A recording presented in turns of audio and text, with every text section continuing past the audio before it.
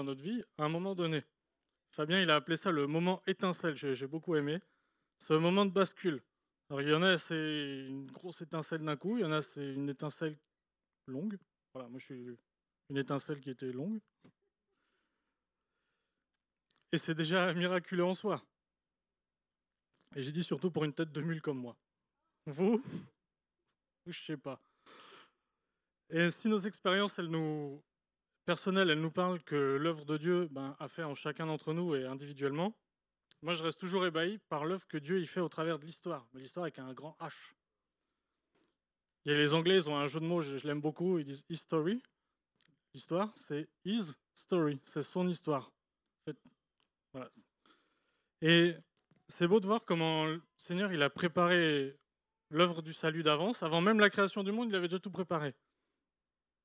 De voir comment Jésus, à quel moment il arrive, c'est pile le moment où le grec est répandu partout, les routes sont sécurisées par les Romains, l'évangile peut voyager.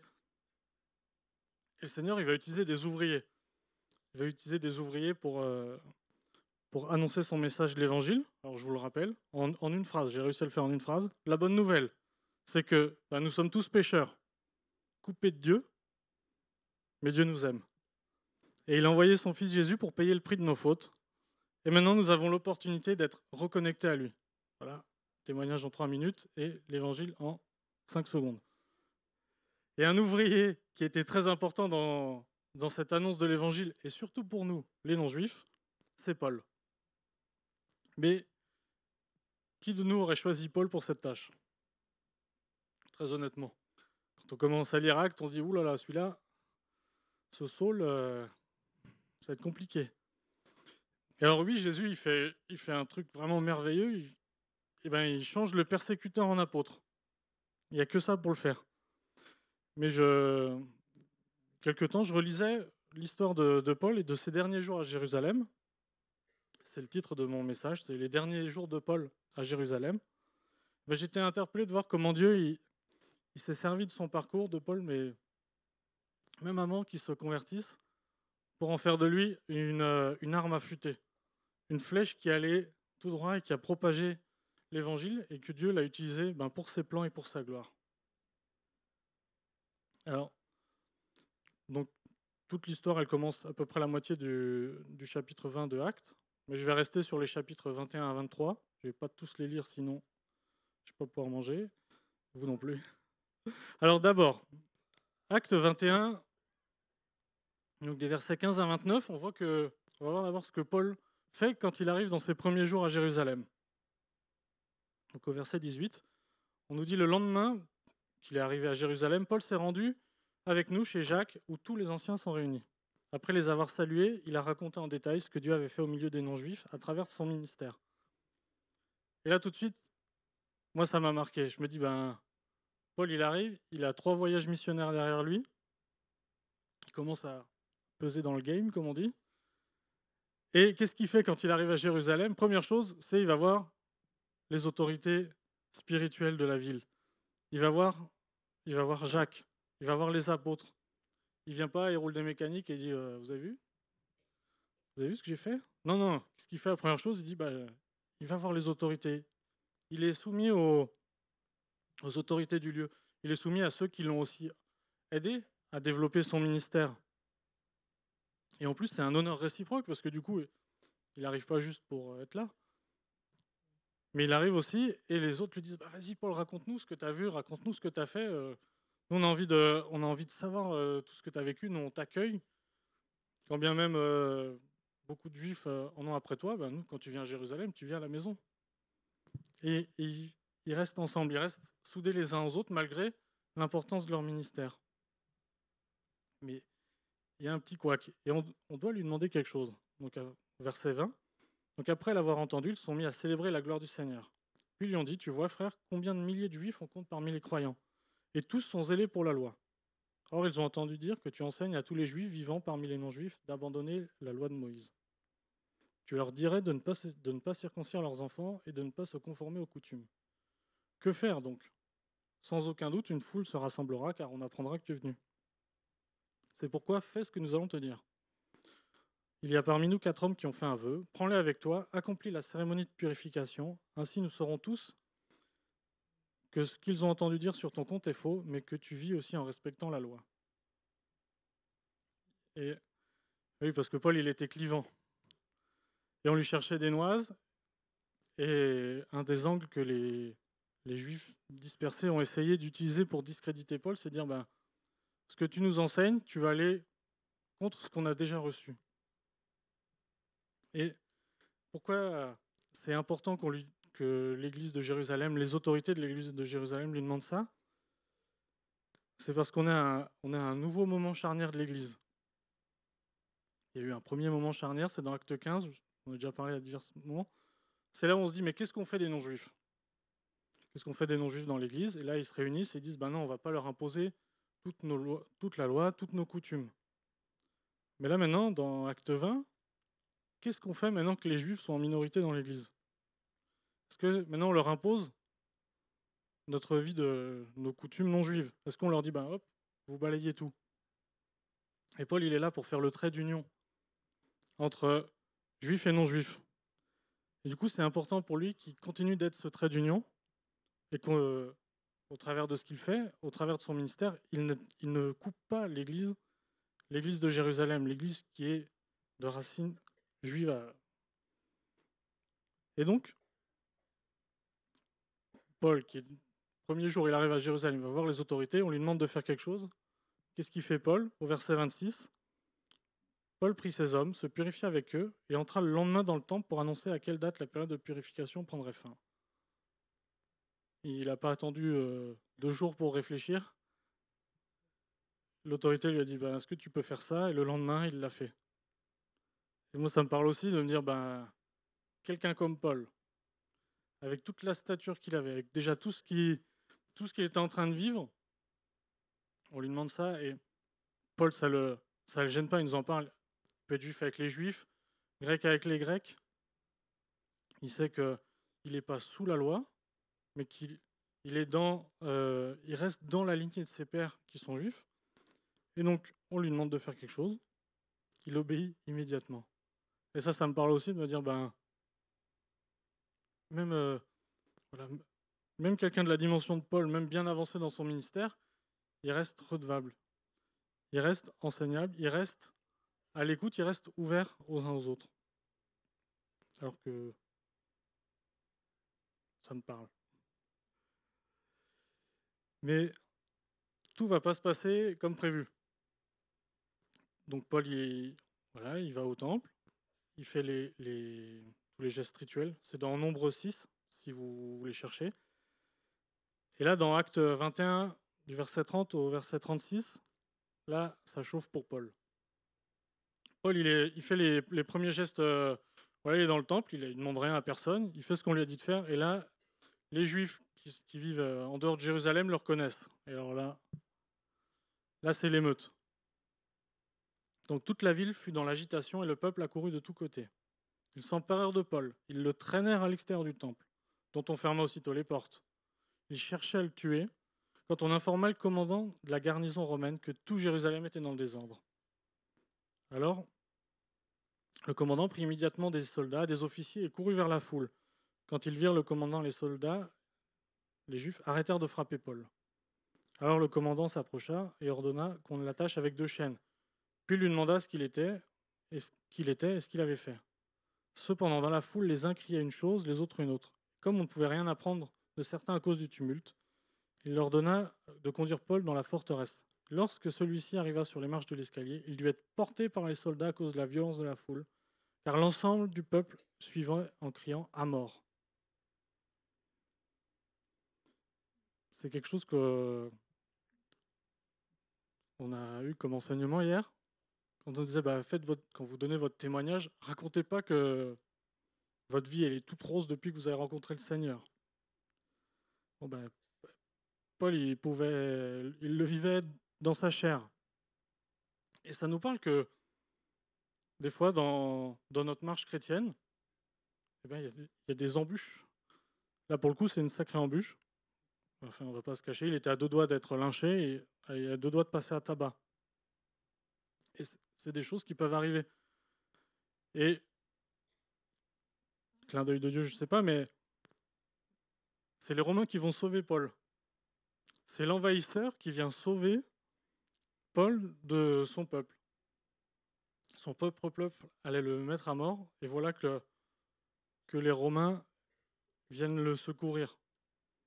Ça nous parle aussi de la dureté de cœur qu'il pouvait y avoir dans Jérusalem, des gens qui étaient absolument fermés à l'évangile, et voilà, enfin, je me suis souligné, mais ils s'emparèrent de Paul. Ils le traînèrent à l'extérieur. Ils cherchaient à le tuer.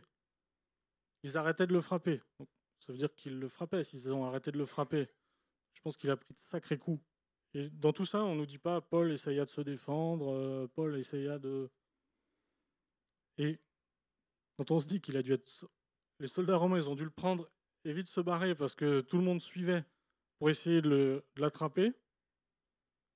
Et je me dis, Paul, du coup, il a aussi vécu ce que Jésus a vécu. Ça nous rappelle de la violence de la foule quand il est allé à la crucifixion. Alors, Jésus était déjà entouré des officiers romains, donc ils n'ont pas pu lui mettre la main dessus. Mais si on relit les chapitres 18 et 19 de Jean, on voit cette foule qui criait « à mort, crucifie ». Et là, quand on dit je veux vivre comme toi Jésus, ça peut être aussi une chose à vivre. Parce que comme Jésus a vécu euh, cette haine, cette violence de la foule avant de mourir, et là Paul aussi l'a vécu. Et Paul le rappellera dans 2 Corinthiens au chapitre 11 à partir du verset 23. Donc je parle comme un fou, je ne le suis plus encore. J'ai bien plus connu les travaux pénibles, infiniment plus les coups, bien plus encore les emprisonnements, et j'ai souvent été en danger de mort. 5 fois j'ai reçu des gifles, les 40 coups moins 1. 3 fois j'ai été fouetté, 1 fois j'ai été lapidé. 3 fois j'ai fait naufrage. J'ai passé 1 jour et 1 nuit dans la mer, fréquemment en voyage. J'ai été en danger sur les fleuves, en danger de la part des brigands, en danger de la part de mes compatriotes, en danger de la part des non-juifs, en danger dans les villes, en danger dans les déserts, en danger sur la mer, en danger parmi les prétendus frères. J'ai connu le travail, la peine. J'ai été exposé à de nombreuses privations de sommeil, à la faim, la soif, à de nombreux jeûnes, au froid et au dénuement. Et il dira plus tard, c'est pourquoi je me plais dans les faiblesses et dans les insultes, dans les détresses et dans les persécutions, dans les angoisses pour Christ, car quand je suis faible, je suis fort. Alors, à la personne qui a reçu un message ce matin de la part du Seigneur, continue de persévérer. Continue de persévérer comme Paul a persévéré, parce que quand nous sommes faibles, c'est alors que nous sommes forts en Christ. Quand nous sommes épuisés, c'est alors que Jésus nous redonne les forces. Alors bon, tout ça c'est bien, mais je vais en revenir au cœur de mon message. Mais c'est qui Paul? Quelle est son identité? Qu'est-ce que la Bible, qu'est-ce que ces derniers jours à Jérusalem nous apprennent de la part de Paul? Donc, on suit le passage, donc on est dans Acte 21 maintenant, on est au verset 37, et on va aller jusqu'à Acte 22 au verset 23. Ça nous parle de Paul qui est un juif. Un juif qui donne son témoignage. Alors hier, on a lu tout le témoignage de Paul, je ne vais pas vous le faire en entier, mais on va le voir par bout. Et déjà, avant de prendre la parole, dans Acte 21 verset 40, déjà, Paul dit, est-ce que je peux dire un mot à la foule, maintenant que je suis en dehors de leur portée, je veux quand même leur parler. Et du coup, donc, le commandant permit à Paul, et debout sur les marches, il fit un signe de la main du peuple, et un profond silence s'établit. Puis il leur adressa la parole en langue hébraïque. Bon, alors moi, j'ai lu ça, je dis, mais ils étaient à 2 doigts de le lyncher, ils lèvent la main, ils se taisent tous. Il y avait quand même... On verra au ciel, on lui posera la question, on le verra, je sais pas, on verra peut-être les images au ciel, il y aura les cassettes. Et je me dis, mais il devait avoir une onction, wow, ça devait... Il lève la main, il y a une foule qui voulait le tuer qui s'arrête de parler. Alors il dit, mes frères et mes pères, écoutez ce que j'ai maintenant à vous dire pour ma défense. Et lorsqu'il entendit qu'il parlait en langue hébraïque, ils redoublèrent de calme. Je crois que même les mouches, elles se sont posées et elles ont écouté. Alors, je ne sais pas vous dire s'il leur a parlé en araméen ou en hébreu. Voilà, si vous avez envie de chercher plus que moi encore. Mais il s'est fait tout à tous. Parce que Paul, il était de Tarse. C'était plutôt le grec, sa langue. Mais là, il dit, je suis devant tous mes frères, tous mes pères qui sont juifs. Je leur parle dans leur langue. Et il va toujours essayer de leur parler dans son témoignage. Acte 22, donc au verset 3. Je suis juif, né à Tarse en Cilicie. Mais j'ai été élevé à Jérusalem et formé au pied de Gamaliel dans la connaissance exacte de la loi héritée de nos ancêtres. J'étais plein de zèle pour Dieu, comme vous l'êtes tous aujourd'hui. Là, il y va à fond. Là. Il dit, vous et moi, on est pareil. Moi, je suis juif, je suis né à Tarse, mais c'est comme si j'étais de Jérusalem. Moi, j'étais au pied de Gamaliel, nos ancêtres. Il est là, il essaye de connecter avec eux. Verset 5, le grand prêtre et tout le collège des anciens m'en sont témoins, puisque j'ai moi-même reçu d'eux les lettres pour les frères de Damas, où je me suis rendu afin d'arrêter ceux qui suivent Jésus, et de les ramener à Jérusalem pour les faire punir. Il dit encore, moi j'ai reçu des ordres du grand prêtre, j'ai reçu des ordres du collège des anciens du Sanhédrin. Je suis connu, vous m'avez connu, j'ai été au milieu de vous. Je fais partie du peuple, je suis l'un des vôtres. Qui vient le voir pour prier pour lui au verset 12. Or, un certain Ananias, un homme pieux, fidèle à la loi et estimé de tous les Juifs qui résistaient à Damas, est venu me trouver. Il m'a dit, Saul, mon frère, retrouve la vue. Au même instant, j'ai pu le voir. Donc, quand il raconte voilà, tout ce qui lui est arrivé, sa rencontre avec le Seigneur, il dit, mais qui c'est qui m'a aidé? Ananias, un homme pieux, un homme fidèle à la loi. S'il trouvait que j'étais pas fidèle à la loi, il ne serait pas venu prier pour moi. Et donc, vous avez vu, voilà, moi, je suis un Juif, je suis avec vous, je suis comme vous. Et une fois que... Comment il finit? Au verset 17, il dit, de retour à Jérusalem, comme je priais dans le temple, je suis tombé en extase. J'ai rencontré le Seigneur. Ananias a prié pour moi. Je reviens à Jérusalem. Il dit moi, je n'ai rien contre le temple. C'est la maison de prière. Donc j'y vais. Encore pour dire moi, j'ai rien contre le temple. Je reconnais ce qu'il est. Et même moi, pour prier, je vais au temple. Et les apôtres continueront de prier au temple. Ils étaient connus pour être à un certain endroit. Donc Paul, dans son témoignage, là, il l'a adapté, aidé par le Saint-Esprit.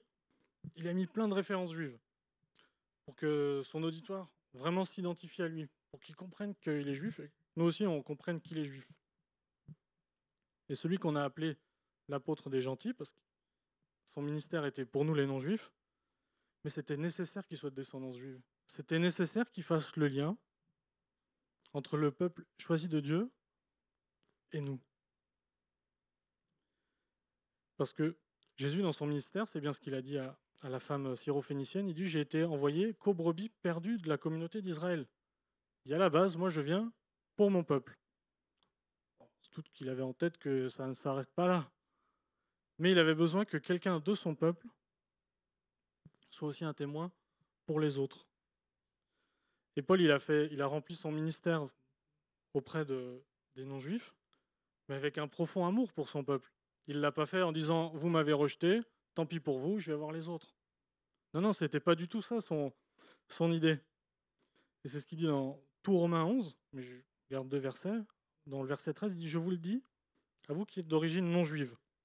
En tant qu'apôtre des non-juifs, je me montre fier de mon ministère. » Il est quand même fier de parler de ce que fait Jésus aux non-juifs. Mais, ou afin, si possible, de provoquer la jalousie de mon peuple et d'en sauver quelques-uns. Il dit, si seulement les juifs vous voyaient et qu'ils étaient jaloux de l'œuvre de Jésus au milieu de vous, et que ça leur donne envie de le rencontrer, de dire, oui, en fait, Jésus de Nazareth, c'est bien le Fils de Dieu.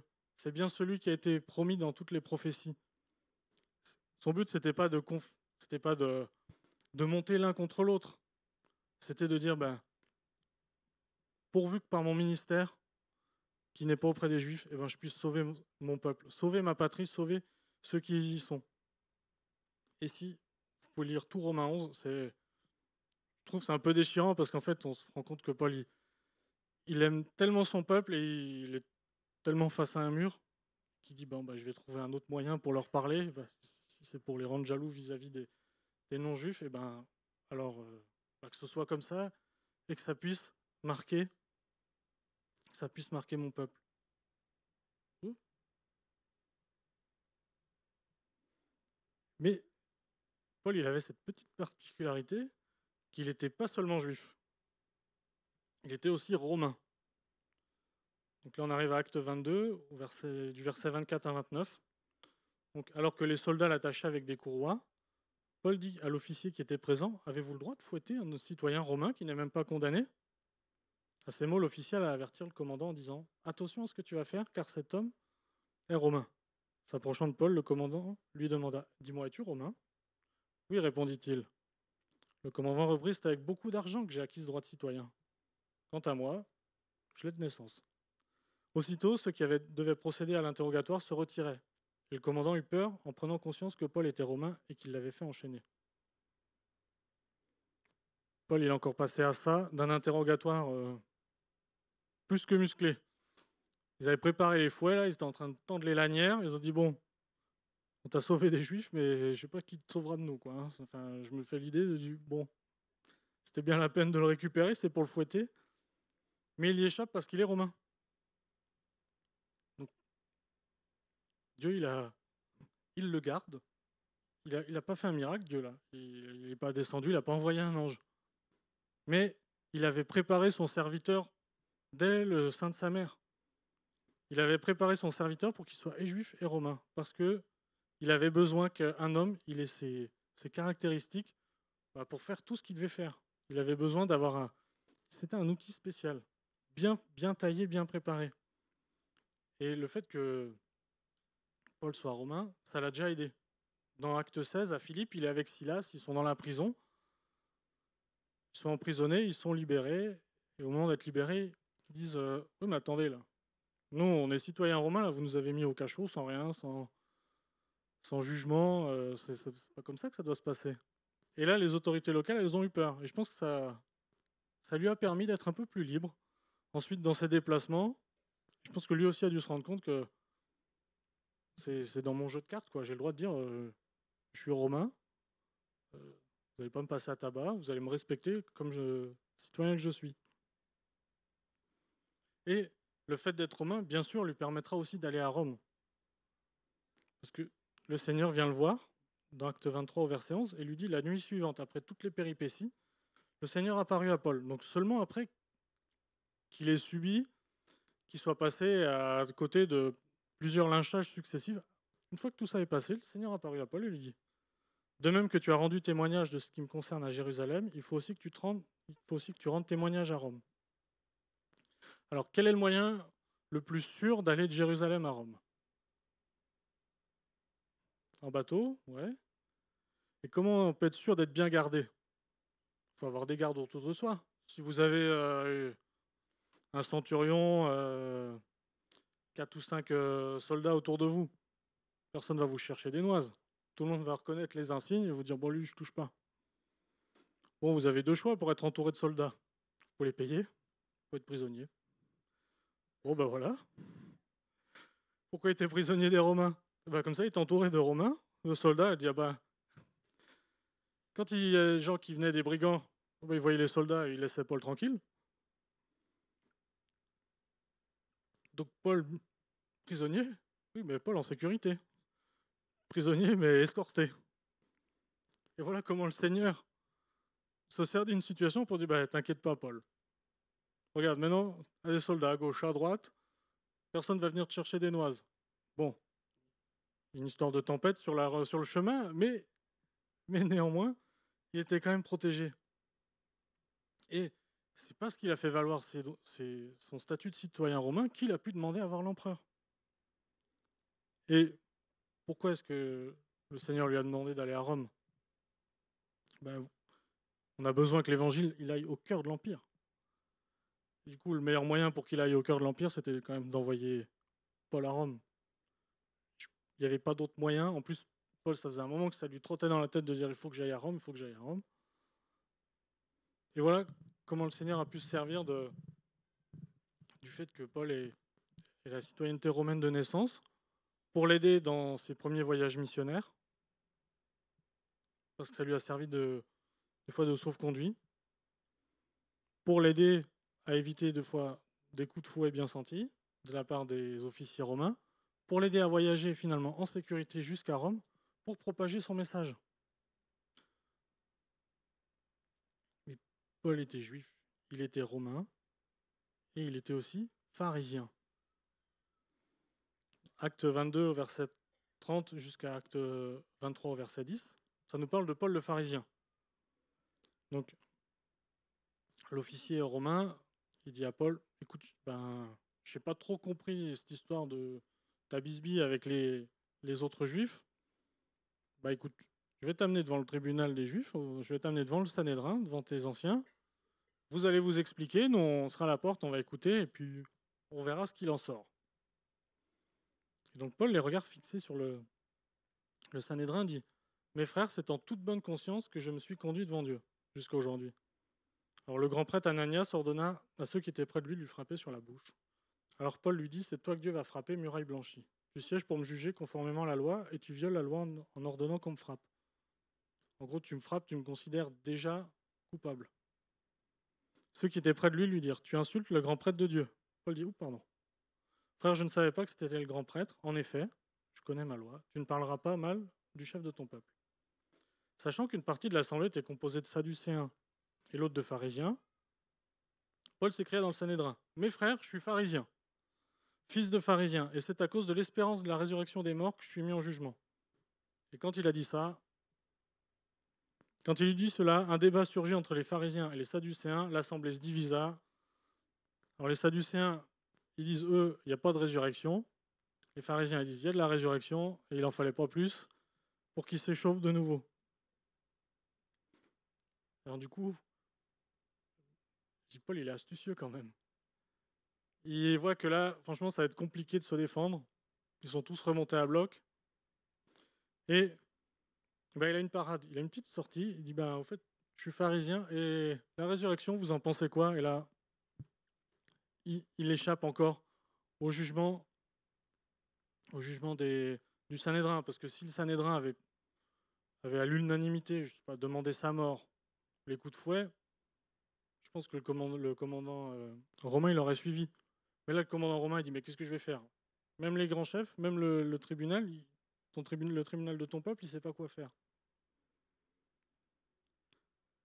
Mais voilà, être pharisien, ça ne lui a pas que servi à se sortir de cette petite embûche. Alors, les Sadducéens ne croyaient pas en la résurrection, mais pas seulement. C'était finalement un parti qui était devenu politique. Ils avaient réussi à faire main basse sur le temple, et on ne sait plus trop ce qu'ils avaient comme lien avec la loi. Même s'ils disaient, oui, nous, la loi, que la Torah, tout le reste, on n'en veut pas. La Torah, le temple, c'est pour nous. Les autres, débrouillez-vous. Et les pharisiens, ils ont quand même gardé tout l'Ancien Testament. Ils étaient zélés pour la loi.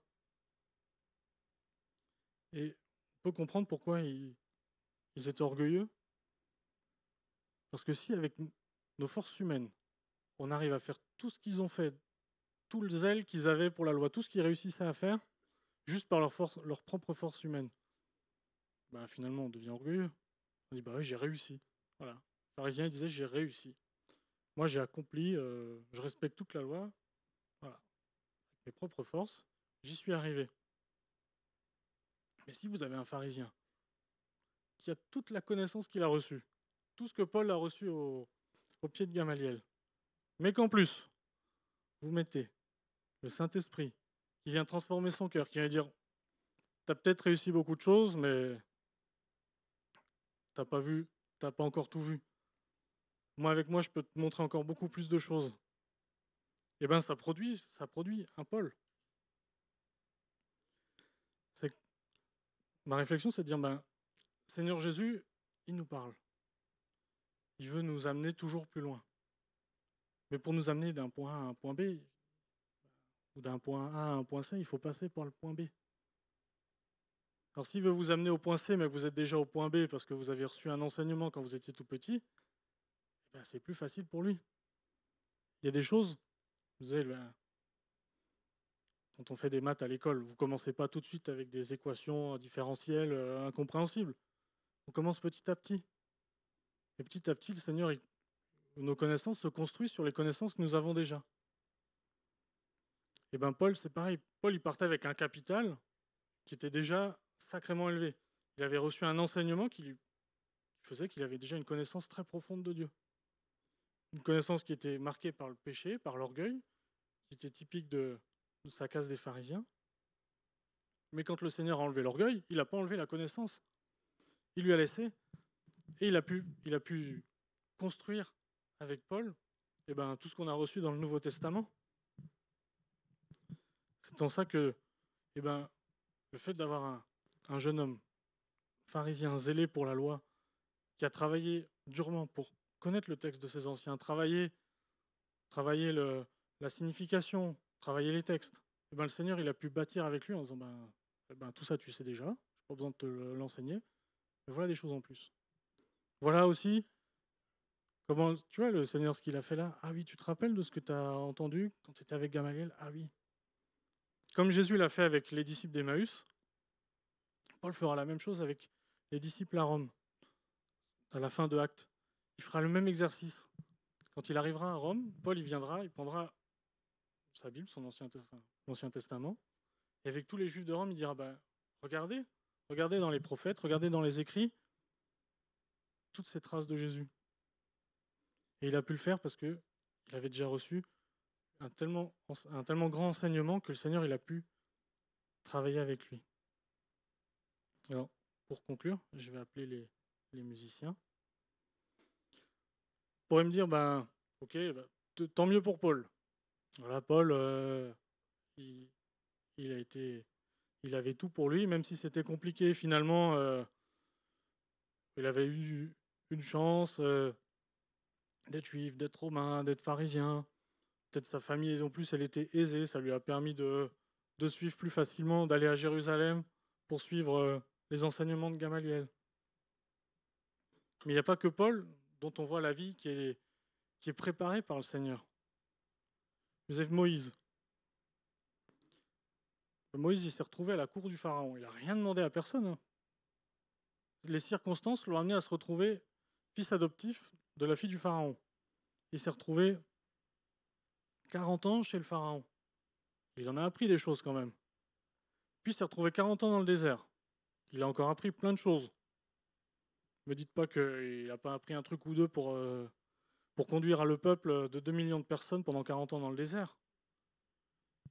Si Moïse n'avait pas été chez Pharaon, déjà, est-ce qu'il aurait été illettré? Est-ce qu'il aurait eu cette capacité d'écrire tout ce qu'il nous a donné? Je ne sais pas. Avec tout le temps qu'il a passé dans le désert, est-ce qu'il n'a pas quand même toujours guidé par le Saint-Esprit, par le Seigneur, de dire on va là c'est dangereux, là c'est pas dangereux, je connais le coin, j'y étais, j'avais mes brebis. Un autre, Joseph. Joseph, il était préparé dès sa naissance pour secourir son peuple, pour l'aider au travers de la famine qui allait arriver. Et il avait besoin d'être formé. Et comment Dieu il a voulu le former? Un peu à la dure, je vous l'accorde, mais chez Potiphar, dans la prison. Est-ce que c'est pas là qu'il a commencé à apprendre tout ce qu'il avait besoin? Il a reçu toutes les capacités qu'il avait besoin pour exercer la tâche que le Seigneur lui avait appelé à faire, pour entrer pleinement dans son ministère. Et Dieu, il a toute la puissance, il a toute l'autorité, il a toute la sagesse pour utiliser les circonstances de notre vie pour sa gloire, pour son royaume, pour le salut de ceux qui nous entourent, notamment au travers de nos témoignages. Et moi, je me notais plusieurs cas. Tu dis, je suis issu d'une famille chrétienne, et moi, mon témoignage, c'est pas le plus bouleversant. Ouais, mais tu as reçu d'autres choses. Tout l'enseignement que tu as reçu au club, tout ce que tes parents t'ont donné, le foyer qu'ils ont essayé de faire au mieux, parce que tout le monde fait au mieux, avec Christ, ça t'a donné d'autres choses. Ok, tu n'auras peut-être pas le témoignage le plus flashy, le plus flamboyant. Mais Dieu, peut-être qu'il ne s'attend pas à ce que tu aies le témoignage le plus flashy. Et Dieu, il se dit, ben attends, avec toi, ça fait déjà, je sais pas, 18 ans, 16 ans qu'on construit des choses, que je dépose des choses en toi, que les gens qui t'entourent dans l'église où tu te trouves, elles déposent des choses en toi, t'inquiète pas, je vais m'en servir. Ou alors tu te dis, eh ben, je suis pas issu d'une famille chrétienne. Mais peut-être que toi, tu as un témoignage bouleversant. Et toi, on te dira, ben, peut-être que toi, grâce à ton témoignage, tu vas pouvoir en amener d'autres. Et toi, dans ton assemblée, tu seras au bénéfice peut-être de ceux qui étaient issus d'une famille chrétienne, ou d'un autre, de quelqu'un qui avait vécu une chose ou une autre.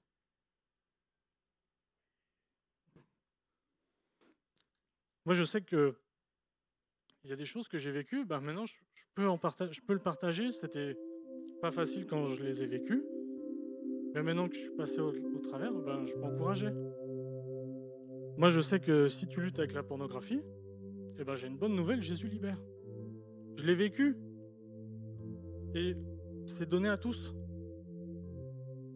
Tu te poses la question, est-ce que cette fille-là ou ce gars, il me plaît là, ça... Eh, mais il partage pas ma foi. Eh ben, j'ai envie de te dire, attention, tu vas dans une impasse. Tu vas dans un chemin de souffrance pour toi et pour la personne qui a ton cœur. Et je peux te le dire parce que j'y étais. Et je le sais. Alors que des fois, quand on vit les choses difficiles, on se dit, bah, Seigneur, là, c'est difficile. On va où? Qu'est-ce que je fais de ce que je suis en train de vivre? Des fois, comme ça a été dit ce matin, tout ce qui nous est demandé, c'est de tenir ferme, c'est de persévérer. Mais on a une espérance.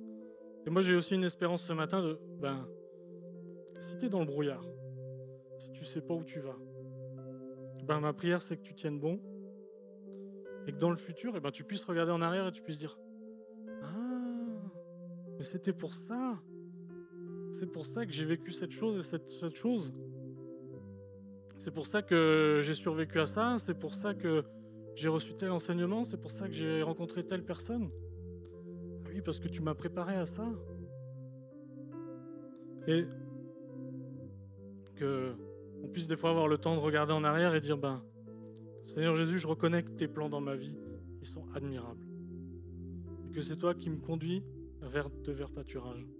Même si des fois le chemin il est tortueux, c'est toi qui me conduis. Et à la fin, on a une espérance. C'est ça aussi la bonne nouvelle. C'est qu'on finira dans sa présence pour l'éternité. Là où il n'y a plus de souffrance, là où il n'y a plus de larmes. Alors que oui, vraiment encore, ce matin, on puisse se rappeler tout ce que nous avons parcouru et de se dire, ben, tout ce qui reste encore à faire, mais Seigneur, c'est toi qui nous conduis. C'est toi qui nous as choisis dès le sein de notre mère. C'est toi qui nous équipe. C'est toi qui nous apprends à nous équiper aussi au travers de ce que nous vivons pour ta gloire et pour le salut de ceux qui nous entourent. Amen.